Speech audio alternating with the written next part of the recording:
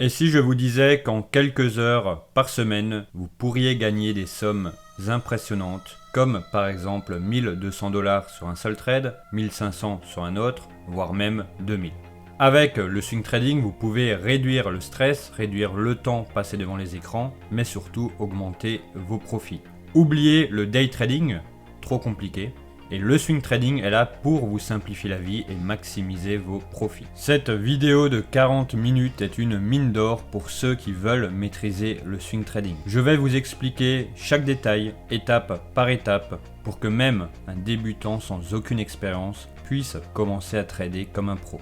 Vous découvrirez où entrer en position, comment définir vos niveaux de profit et bien sûr comment configurer des alertes pour ne surveiller les graphiques que lorsque c'est nécessaire. Cette stratégie s'applique à tous les marchés, que ce soit le forex, la crypto-monnaie, les actions, les indices et bien plus encore. Allez, c'est parti pour la définition du swing trading. Alors le swing trading est une stratégie de trading qui consiste à acheter et à vendre des instruments financiers comme par exemple les actions, les devises, des matières premières, des indices, etc. dans le but de tirer profit des fluctuations de prix à moyen ou long terme. Donc généralement sur une période allant de plusieurs jours à plusieurs semaines. Contrairement au day trading où les positions sont ouvertes et fermées au cours de la même journée, le swing trading permet aux traders de maintenir leur position pendant plusieurs jours, voire plusieurs semaines, pour profiter des swings, également appelés des mouvements paraboliques, et donc des mouvements de marché plus importants.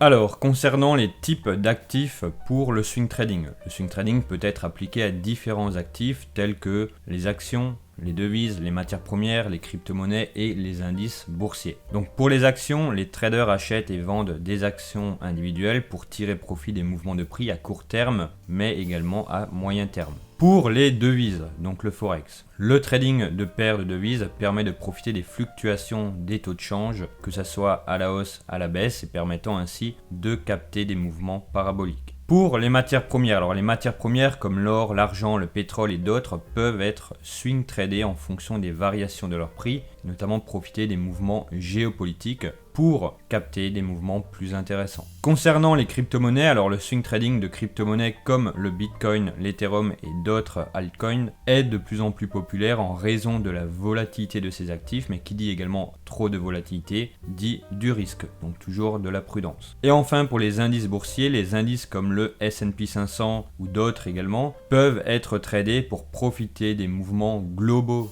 des prix, sachant qu'un indice, qu'est-ce que c'est? C'est un regroupement des plus grosses sociétés. Alors, comparaison entre le day trading et le swing trading. Alors pour commencer avec le day trading est une stratégie de trading où les positions sont ouvertes et fermées au cours de la même journée. Les day traders cherchent à profiter des petites fluctuations des prix, mais dans des grandes amplitudes, et c'est là toute la subtilité, qui se produisent au cours d'une seule séance de trading. Alors voici quelques caractéristiques clés. La durée des transactions. Les transactions durent généralement quelques minutes à quelques heures, mais jamais plus d'une journée. Ensuite, la fréquence de trade. Les day traders effectuent souvent de nombreuses transactions par jour. Analyse utilisée, l'analyse technique est primordiale, souvent avec des graphiques intraday comme des graphiques 1 minute, 5 minutes, 15 minutes, voire 1 heure pour des analyses un peu plus globales. Concernant le risque et le stress, le day trading peut être très stressant en raison de la nécessité de surveiller constamment les marchés. Alors là, j'en fais une petite parenthèse, le scalping et le swing trading sont moins stressants que le day trading, puisque le day trading, c'est vraiment une approche très lente, et le scalping, c'est une approche où on sélectionne quelques heures par jour de trading intensif, et ça s'arrête là. Le day trading, c'est toute la journée. Et enfin, la nécessité de surveillance, donc les day traders doivent être constamment présents et attentifs au mouvement du marché durant les heures d'ouverture des marchés. Alors, toujours dans la comparaison entre le day trading et le swing trading, cette fois nous allons parler du swing trading. Alors le swing trading en revanche consiste à maintenir des positions sur plusieurs jours à plusieurs semaines. Les swing traders cherchent à tirer profit des mouvements de prix plus significatifs qui se produisent sur une période plus longue. Voici quelques caractéristiques. Durée des transactions. Les transactions durent de quelques jours à plusieurs semaines. Donc déjà, c'est plus lent. La fréquence des trades. Les swing traders effectuent généralement moins de trades par semaine comparé aux day traders. Ensuite, pour l'analyse utilisée. L'analyse technique reste importante, mais elle est souvent complétée par une analyse fondamentale. Les graphiques utilisés incluent des périodes plus longues, comme des graphiques quotidiens ou hebdomadaires. Le risque et le stress, donc un stress moins élevé que le day trading, car les décisions peuvent être prises avec plus de recul et plus de réflexion. Et enfin, la nécessité de surveillance, donc les swing traders n'ont pas besoin de surveiller les marchés en permanence, ce qui permet une plus grande flexibilité temporelle. Voilà un peu pour la comparaison entre le day trading et le swing trading. Alors, pour vous donner une conclusion complète et globale, le day trading peut être perçu comme illogique en raison de la difficulté à capter des grands mouvements de prix dans un laps de temps très court, c'est-à-dire une seule journée. Ça nécessite une grande précision, une surveillance constante et une gestion de stress élevée. Pour le swing trading, ça offre une approche plus logique et alignée avec des prix de cycle naturels du marché, ce qui permet de profiter des mouvements de prix plus substantiels sur une période prolongée avec moins de stress et une plus grande flexibilité temporelle. Donc voilà vraiment pour la conclusion entre le day trading et le swing trading. Avantages et inconvénients du swing trading. Alors il y a des avantages certes, mais il y a également des inconvénients. Dans les avantages, on y retrouve la flexibilité temporelle, l'opportunité de gain, moins de stress et diversité des actifs. Pour les inconvénients, on retrouve le risque de gap, la nécessité de connaissances techniques plus fondamentales et le coût de transaction. Pour la flexibilité temporelle, contrairement au day trading, le swing trading ne nécessite pas de surveiller les marchés en permanence, ce qui permet de concilier cette activité avec un emploi du temps, je dirais, d'étudiant ou même de salarié. Donc que vous soyez à l'école ou au travail, vous pouvez faire du swing trading. Pour les opportunités de gain, en capturant des mouvements de prix significatifs sur quelques jours ou quelques semaines, le swing trading peut offrir des opportunités de gain plus importantes par rapport aux stratégies de plus court terme. Par exemple, un bon swing trade peut rapporter autant voire plus que 5 bons day trades. Ensuite, moins de stress, moins de pression que le day trading car les décisions peuvent être prises avec plus de recul et de réflexion. Et enfin, pour la diversité des actifs, la possibilité de trader différents types d'actifs, ce qui permet au final d'avoir plus d'opportunités et surtout de trouver des opportunités sur différents marchés. Maintenant, en ce qui concerne les inconvénients, donc pour le risque de gap, les positions étant maintenues pendant la nuit, elles sont exposées au gap, donc aux écarts de prix qui peuvent se produire en dehors des heures de marché. Par exemple, entre le lundi et le mardi, entre la clôture du lundi et l'ouverture du mardi, entre la clôture du vendredi et l'ouverture du lundi, etc. La nécessité de connaissances techniques, donc pour réussir une bonne compréhension de l'analyse technique est souvent indispensable, mais également l'analyse fondamentale, donc il faut arriver à jongler avec les deux. Et enfin, le coût de transaction, les frais de transaction peuvent s'accumuler, bien que ce ne soit pas aussi critique que le day trading ou le scalping. Voilà un peu pour les avantages et les inconvénients. Alors, en conclusion et en résumé, j'ai envie de dire, le swing trading est une stratégie adaptée aux traders cherchant à tirer profit des fluctuations de prix à court ou moyen terme, et même à moyen voire long terme, sur différents types d'actifs tout en ayant la flexibilité de ne pas surveiller les marchés en permanence. Alors, en conclusion, le swing trading est une stratégie adaptée aux traders cherchant à tirer profit des fluctuations de prix à court ou moyen terme, voire même long terme, si on parle de plusieurs semaines, sur différents types d'actifs tout en ayant la flexibilité de ne pas surveiller les marchés en permanence. Cela nécessite cependant une bonne maîtrise de l'analyse technique, une bonne maîtrise de la fondamentale et surtout une gestion rigoureuse des risques. Voilà pour le swing trading. Alors maintenant que nous avons vu ensemble qu'est-ce que le swing trading avec les avantages, les inconvénients, les tenants aboutissants qui en découlent, je vous propose tout simplement de passer dans le vif du sujet directement sur mon écran pour que je vous présente mes différentes méthodes, ma stratégie et comment les mettre en place pour que vous ayez des résultats concrets et rapides. C'est parti. Étape numéro 1 de la stratégie, ça va être tout simplement déjà d'analyser l'indice de référence d'un point de vue fondamental pour un peu mieux comprendre dans quel contexte nous nous trouvons et quelle est au final la météo sur les indices et du coup directement voire indirectement sur les actions. Alors ici ce que nous allons utiliser c'est le site CNN juste ici, avec la page Fear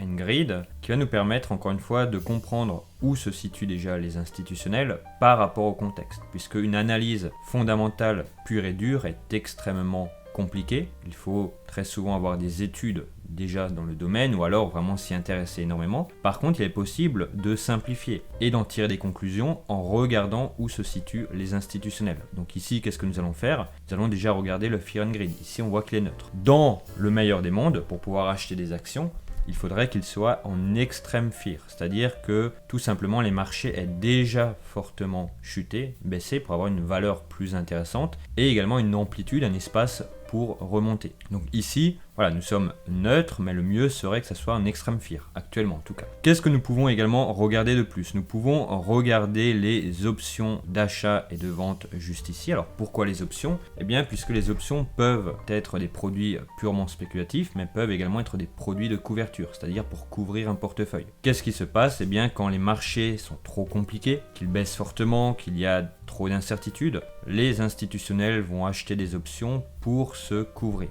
Donc à partir de là, lorsqu'il y a un pic sur les options, on sait que la majorité des portefeuilles sont couverts en options, donc les prix peuvent chuter. Par contre, lorsque nous sommes sur la descente, voire sur des plus bas, eh bien tout simplement c'est qu'il n'y a pas forcément de risque actuellement et que donc techniquement les marchés devraient monter. Donc ça c'est une chose que l'on peut également regarder. Ensuite, on peut également regarder les options de pacotille. Alors les options de pacotille, c'est encore un peu différent. C'est tout simplement des options qui ne valent pas grand-chose. Je ne parle pas que d'un point de vue financier, mais également de par la qualité de l'option.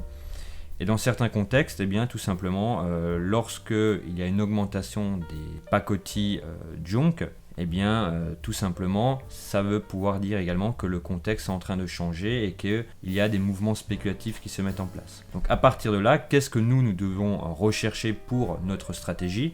Eh bien, c'est relativement simple. Il faut au minima que le pic sur les options soit terminé, voire que nous sommes sur des plus bas, et que nous ayons également l'aiguille qui soit sur l'extrême fear, d'accord? Que le marché ait déjà chuté et qu'il n'ait techniquement, et pour caricaturer un peu la situation, plus que la possibilité de monter. Donc ça, c'est déjà la première chose. Et ici, c'est basé sur le S&P 500, d'accord? Donc c'est vraiment la première étape de cette stratégie, c'est comprendre dans quel contexte nous nous trouvons, comprendre quelle est un peu la température des marchés actuellement pour d'une part ne pas rentrer sur des signaux d'achat qui sont déjà au plus haut ou qui sont sous résistance. D'accord? L'idée c'est toujours d'avoir, lorsque l'on fait du swing trading, d'avoir une certaine amplitude d'avancée du prix, c'est-à-dire que le prix puisse évoluer à la hausse suffisamment longtemps, sur suffisamment de points pour que le swing trade se passe bien, tout simplement. Voilà pour la première étape de cette stratégie. Alors, étape numéro 2 de la stratégie, ça va être d'identifier 5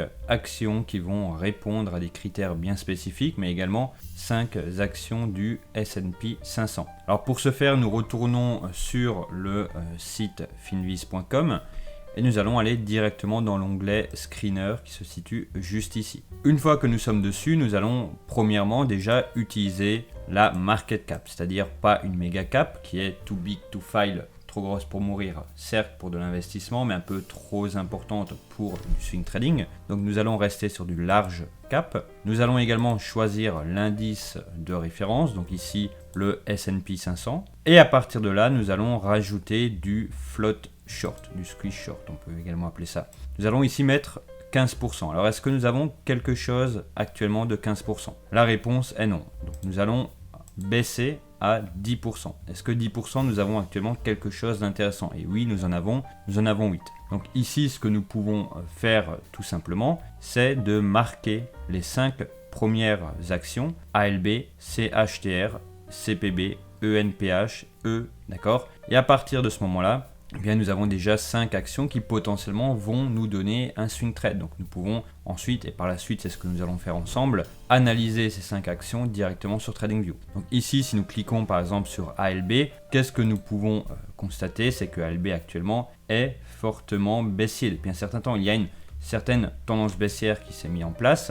Mais est-ce que cette tendance baissière est due à un passage ponctuel ou à une situation critique? Ça, c'est autre chose, mais ça, il faudra bien sûr l'analyser. Ici, nous avons également différents chiffres pour mieux comprendre où est-ce que nous en sommes. Nous allons passer sur la deuxième société, CHTR. Donc CHTR qui est juste ici en weekly. Qu'est-ce que nous avons? Eh bien en weekly, nous avons certes créé un plus bas à ce niveau-là, mais nous sommes en train de réintégrer le dernier plus bas, juste ici, l'avant-dernier plus bas. Donc ici, nous avons quelque chose d'intéressant, quelque chose qui pourrait nous donner matière à trader dessus. Nous passons également sur la troisième, CPB. Donc CPB, qu'est-ce que nous avons? Nous sommes dans une dynamique haussière. Nous avons tout de même une fair value gap juste ici qui pourrait ralentir le prix, mais nous avons en tout cas cette volonté du prix de repartir de l'avant. Après, il faut bien sûr que les fondamentaux suivent, il faut que le contexte suive également, et cela peut nous donner quelque chose d'intéressant, notamment pour rallier les anciens plus hauts ou même au moins combler la fair value gap juste ici. Nous passons ensuite sur ENPH juste ici. Ici, nous sommes dans une phase de latéralisation. Une phase de latéralisation, ça peut être intéressant pour identifier un range, une latéralisation du prix, et pourquoi pas travailler le break de cette latéralisation. Et enfin, nous avons également EQT juste ici, et EQT pour le coup, eh bien, c'est une société qui actuellement est dans une phase légèrement baissière, mais qui n'a pas encore breaké les derniers plus bas, donc pour l'instant, rien n'empêche qu'il y ait un rebond, et qu'il y ait tout simplement le float short qui s'exécute pour retrouver du momentum et repartir plus haut. Donc là, nous avons 5 actions que nous allons ensuite analyser sur les graphiques d'une manière plus approfondie, notamment sur TradingView, pour pouvoir mettre en place cette fameuse stratégie. Alors, comme vous le savez, je suis trader depuis des années, je suis également investisseur, j'ai été trader live pour une société au Luxembourg. Toutes ces choses-là, ce sont des choses qu'il faut maîtriser, qu'il faut comprendre. D'accord ? Si vous souhaitez devenir rentable et gagner en liberté au travers des marchés financiers, il faut maîtriser ces choses-là qui au final ne sont pas compliquées, peuvent paraître un peu barbares, mais restent totalement accessibles à tout le monde, que vous soyez débutant ou déjà plus avancé. Voilà pour cette partie numéro 2. Et enfin, pour terminer avec cette partie, nous allons voir également la plateforme d'analyse, donc la plateforme qui va nous permettre directement de lire les graphiques et également, en fonction du broker ou de la propre firme que vous avez, de passer les ordres directement. Donc ici, qu'est-ce que j'utilise à titre personnel et avec mes étudiants? Eh bien, j'utilise la plateforme TradingView qui est extrêmement complète, qui est facile à manipuler et qui tout simplement est adaptée à tous les niveaux, que vous soyez débutant ou déjà beaucoup plus avancé. Donc ici, la plateforme TradingView, et d'ailleurs ici, un trade qui a été donné en live pour les membres de Stock Elite avec notre propre firme partenaire, donc un trade qui actuellement est à plus de 6% de gain. À noter également qu'avec notre propre firme partenaire que vous pouvez retrouver directement juste ici, eh bien vous avez également des graphiques d'analyse et que très bientôt, très prochainement, les graphiques TradingView seront implémentés directement sur l'interface de notre propre firme partenaire. Donc ça, c'est quelque chose que je trouve incroyable puisque ça vous permettra d'une part d'avoir la meilleure solution d'analyse et de pouvoir directement placer vos trades sur la même plateforme. Voilà pour cette vidéo, et donc si nous prenons en compte les 3 outils précédents, plus TradingView et notre propre firme partenaire, vous avez tout ce qu'il vous faut pour devenir un swing trader rentable, mais surtout et avant tout un swing trader indépendant. Alors, pour l'outil numéro 1 que nous allons utiliser, il s'agit du site abcbourse.com que vous pouvez lire juste ici, et nous allons utiliser ce site pour connaître le calendrier des publications d'entreprises, des résultats d'entreprise. Donc ici, lorsque vous tapez directement ABC Bourse résultats d'entreprise, vous tombez sur cette page. Et donc à ce moment-là, vous pouvez déjà sélectionner la semaine qui vous intéresse, ainsi que le pays. Par exemple, vous avez la France, le CAC 40, le SRD, l'Allemagne, l'Autriche, la Belgique, etc., etc. Et nous allons nous intéresser aux États-Unis, puisque comme vous le savez, je trade principalement les actions aux États-Unis. Donc une fois que nous avons fait cette petite manipulation qui est très simple, eh bien, vous avez tout simplement la liste des différentes entreprises qui publient leurs résultats. Ici, on peut voir par exemple pour McDonald's, résultat premier trimestre. Donc c'est lundi 29 juillet. Ici, pour mardi 30 juillet, eh bien, vous pouvez trouver par exemple Ecolab juste ici, résultat du premier trimestre, etc., etc. Donc déjà, ça vous permet de savoir quelle société publie ses résultats, quel jour. Et ça, c'est très important puisqu'un résultat d'entreprise peut au final anéantir tout un plan qui a été bien préparé et préparé minutieusement. Donc ça, c'est la première étape, c'est déjà de savoir quelle société va publier ses résultats et quelle société ne va pas publier ses résultats. Par exemple, vous souhaitez trader PepsiCo, par exemple, et vous ne voyez pas le nom PepsiCo dans la liste. C'est qu'il n'y aura pas de résultat sur cette action, sur cette entreprise. Donc, potentiellement, que le cours sera beaucoup plus tranquille, il n'y aura pas de mouvement erratique. Donc ça, c'est déjà la première chose, je dirais. C'est un peu comme pour le calendrier économique lorsque l'on fait du scalping ou du day trading pour certains, c'est de savoir quand sont les news, quand sont les chiffres pour éviter de se faire striker. Ici pour les actions c'est pareil, l'idée c'est de savoir quel cours de société peut potentiellement partir d'une manière assez drastique et quelle société également ne va pas forcément faire de mouvements extraordinaires mais des mouvements plus sereins. Voilà un peu pour le premier site. Maintenant, nous allons passer au deuxième. Alors, maintenant, nous allons passer au deuxième site qui s'appelle finviz.com. Alors, pourquoi ce site ? Tout simplement, c'est un site qui permet d'obtenir énormément d'informations, qui permet d'obtenir des maps, qui permet d'obtenir des screeners, des informations dites plus ou moins confidentielles et donc pour un prix qui est totalement ridicule, à savoir que tout ça, vous pouvez l'obtenir pour 0 €. Eh bien, Finviz est pour moi un site de choix numéro 1. Donc, qu'est-ce que nous avons sur Finviz ? Nous avons déjà un récapitulatif des différents indices comme le Dow Jones, Nasdaq, S&P 500, Russell. Nous avons également une partie du screener juste ici, de la map juste ici. Et donc, vous pouvez directement, au travers des onglets, aller par exemple dans le screener qui se trouve juste là. Donc là, vous pouvez, en quelques clics, sélectionner des actions qui vous intéressent et des actions surtout qui répondent à vos critères. Et ça, c'est quelque chose d'important. Nous pouvons également aller dans Insider. Alors, Insider, c'est la partie un peu plus, des fois controversée, mais que je trouve très intéressante. Pourquoi ? Eh bien, puisque dans cette partie-là, vous pouvez voir, par exemple, le top 10 owner trading juste ici, le top insider. Et au final, vous pouvez voir, par exemple, que pour le ticker Next, donc Your Capital Management Global, juste ici, eh bien, le directeur a vendu pour plus de 263 000 $ d'actions, ce qui représente 4 264 298. Donc vous pouvez voir au final sur quelle entreprise les directeurs et les personnes les plus haut placées dans la hiérarchie prennent des décisions. Et ça, c'est quelque chose qui va influencer également le swing trading, puisque si par exemple le directeur vend une grosse partie de ses actions, c'est que potentiellement soit l'entreprise est arrivée sur un plus haut, certes, mais surtout que potentiellement eh bien, les prix vont baisser et que donc il préfère tout simplement prendre ses bénéfices. Donc vous pouvez avec toutes les transactions ou seulement sélectionner les buy transactions. Donc les transactions à l'achat. Ici nous avons pour GM juste ici le vice-président qui a acheté pour un total de 1 million d'actions. Donc ça c'est également une information intéressante. Donc tout ça vous l'avez sur Finviz et ça vous permet d'être beaucoup plus proche de la source et surtout d'avoir les informations nécessaires pour quelque part jouer avec les mêmes armes que les professionnels. Je n'aime pas dire jouer, mais ici, en l'occurrence, de par les outils que nous avons, le parallèle peut être faible. Voilà pour le deuxième site, donc qui s'appelle finviz.com. Et enfin, pour le troisième et dernier site, nous allons utiliser Seeking Alpha, donc seekingalpha.com. C'est un site relativement similaire à Finviz, mais avec quelques informations en plus que vous ne trouvez pas sur Finviz. Donc ce site permet par exemple, lorsque l'on tape une société comme PepsiCo, alors vous l'aurez compris, PepsiCo qui est une de mes actions favorites, eh bien d'avoir notamment les concurrents. Lorsque nous allons dans Peers, juste ici, nous avons Coca-Cola qui est concurrent direct de PepsiCo, nous avons Keurig, nous avons Monster Beverage, juste ici nous avons au final tous les concurrents et ça permet également de se faire une idée non pas que de la santé économique d'une société, mais également de la santé économique d'un secteur. Donc ça c'est quelque chose qui est très intéressant et qui permet d'aller encore plus loin dans l'analyse d'une société.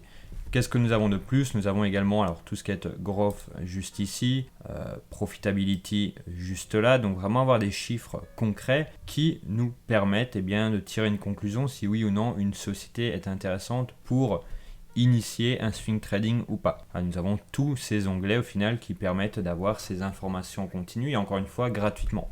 Il est possible de prendre des abonnements payants, que ce soit sur Seeking Alpha ou Finviz, mais rien qu'en utilisant les ressources gratuites, eh bien vous avez déjà le nécessaire pour réussir et surtout travailler comme un professionnel. Voilà pour ce troisième et dernier site. Alors, il est maintenant temps d'analyser le setup graphique que nous allons utiliser, donc un setup graphique qui sera couplé à l'analyse fondamentale que nous avons pu voir sur les différents sites précédemment. Alors ici, quelle est la configuration graphique à mettre en place? Eh bien, elle est relativement simple et relativement accessible. Il faut tout d'abord qu'il y ait une phase de baisse, c'est-à-dire que le prix est fortement chuté. Ça, c'est la première des choses.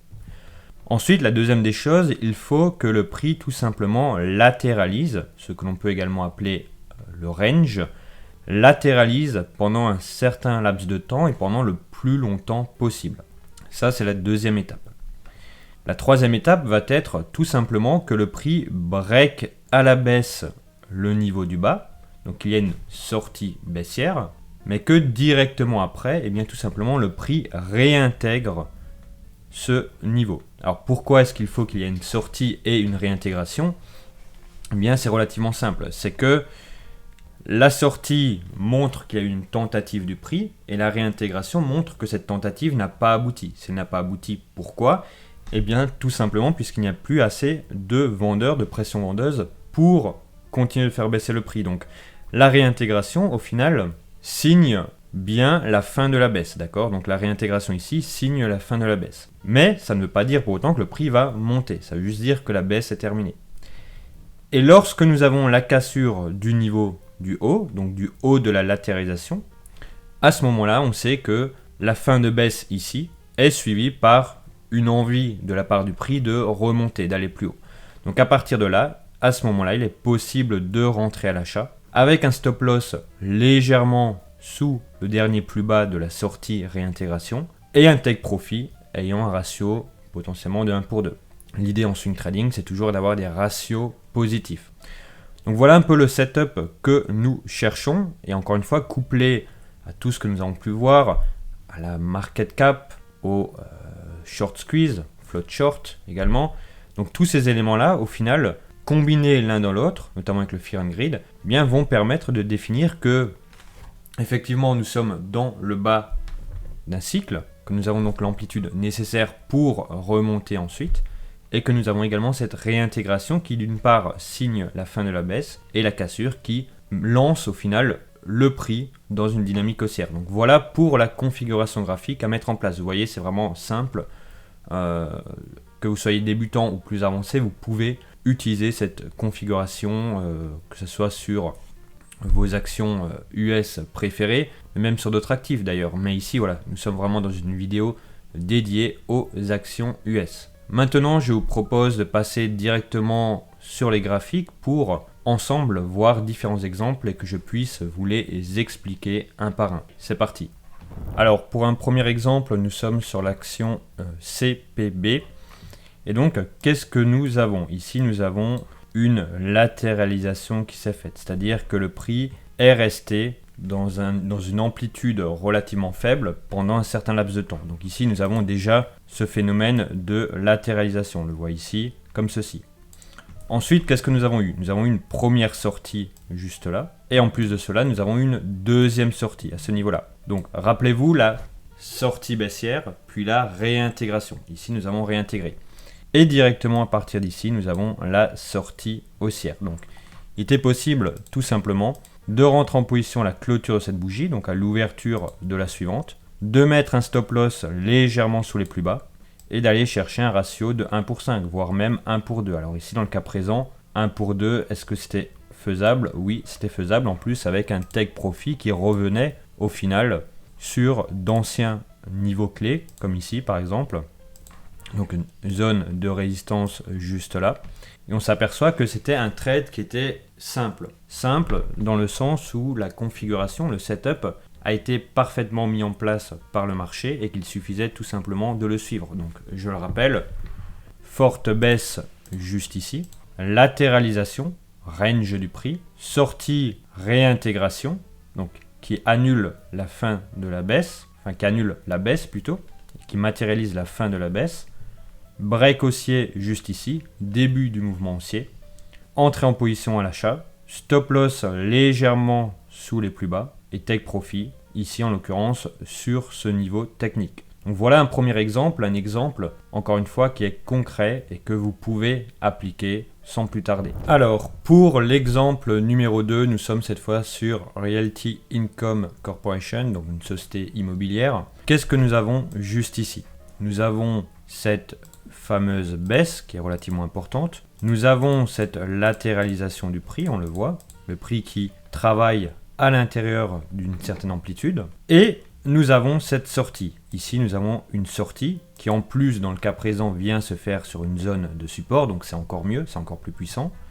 Nous avons la réintégration. Le prix continue de travailler légèrement dans cette amplitude. Et là, nous avons la sortie. Donc à ce moment-là, il était possible tout simplement d'acheter sur cette bougie-ci, d'avoir le stop légèrement plus bas et d'aller chercher les plus hauts. Alors dans le cas présent, ce qu'on peut constater, c'est que nous n'avions pas de ratio positif, nous avions un ratio neutre. Donc c'est, je trouve, un peu dommage pour du swing trading, puisque l'idée c'est toujours de chercher un ratio positif en swing trading. Après, comme dit, je vous montre des exemples réalistes. Nous ne sommes pas sur TikTok en train de... Voilà, vous m'avez compris. Donc ici, nous sommes sur des exemples réalistes. Ici, nous aurions très bien pu chercher un ratio de 1 pour 2. Le prix ne nous a pas donné raison. Mais dans tous les cas, il était possible déjà de prendre des bénéfices, voire même de clôturer à ce niveau-là, puisque ici, nous avions une zone d'accumulation. Donc vous voyez, ça c'est aussi la réalité du trading, et j'attire votre attention là-dessus. Il y a des vidéos sur Internet très bien faites, mais avec des exemples trop jolis. Ici, je tiens vraiment à être réaliste dans les propos, c'est que nous avons un plan, nous suivons le plan, mais ensuite nous prenons également ce que le marché nous donne. Et c'est ça être réaliste face au marché financier. C'est que comme ça que vous deviendrez bon et que vous deviendrez rentable. Donc voilà pour cet exemple numéro 2 sur Realty Income Corporation, donc une société d'immobilier aux États-Unis qui est relativement importante, qui est également un peu diversifiée. Alors je ne vais pas rentrer dans les détails, mais c'est une société sur laquelle il est possible de faire pas mal de choses. Allez, nous passons maintenant à l'exemple suivant. Allez, c'est parti pour ce troisième exemple sur l'action CarMax, donc KMX. Qu'est-ce que nous avions ici? Nous avions déjà une forte baisse à ce niveau-là. Et on se rend compte qu'à partir de ce moment, eh bien, tout simplement, le prix se met à latéraliser, à ranger dans une amplitude ici pour le coup relativement faible. On passe de 59,30 à 63,17, donc une amplitude relativement faible. À ce moment-là, le prix sort par le bas de la latéralisation, donc juste ici, et réintègre directement. Ensuite, on voit que le prix continue de latéraliser, fait une première sortie ici, mais qui n'est pas concluante, puisque une sortie sur bougie de retournement, on réintègre, et cette fois-ci, une bougie haussière qui vient clôturer à l'extérieur, qui vient breaker cette latéralisation. Donc à partir de ce moment-là, il était possible, tout simplement, eh bien, d'acheter directement sur la clôture ou l'ouverture du coup de la bougie suivante, de mettre le stop loss légèrement sous le plus bas de la sortie, de la fausse sortie, et de tirer le take profit. Ici, nous pouvons chercher un ratio de 1 pour 2. On peut le constater juste ici, en allant chercher au final les plus hauts qu'il y a eu juste ici. Donc on se rend compte que le take profit est sur un niveau technique. Il n'est pas sur ce niveau-ci, il aurait pu, mais on peut également rechercher ce niveau. Donc ici, nous pouvons trouver notre ratio de 2. Donc on voit vraiment cette phase baissière qu'il y a juste ici, phase baissière juste là, latéralisation, fausse cassure, fausse sortie, réintégration, donc on signe la fin de la baisse, et ici on signe au final le début de la hausse. Et on voit qu'à partir de ce moment-là, eh bien c'était un trade qui était relativement rapide, ça s'est joué en quelques jours, alors pour être exact, je dirais en 2-3 semaines, mais c'est quelque chose de relativement rapide. On est sur un trade explosif où on voit que le pourcentage pour le coup est quand même de 20%. Ici, nous avons un gain potentiel sur position, je parle pas sur capital, sur position de 20%. Donc voilà un peu pour ce troisième exemple que je trouve pertinent et qui va encore une fois vous permettre d'enregistrer d'un point de vue visuel tout simplement les setups qui fonctionnent et comment pouvoir les implémenter directement dans votre trading. Voilà pour ce troisième exemple. Alors nous arrivons maintenant à la fin de cette vidéo, une vidéo relativement importante que je vous encourage à visionner plusieurs fois pour bien en saisir toutes les subtilités. Pensez à vous abonner à la chaîne pour ne pas manquer les prochaines vidéos et si vous souhaitez rejoindre un accompagnement de qualité supérieure, cliquez sur le premier lien dans cette description et si vous souhaitez obtenir jusqu'à 360 000 $ de compte financier sans aucun challenge, cliquez sur le deuxième lien qui se trouve dans cette description. Prenez soin de vous et je vous dis à la prochaine.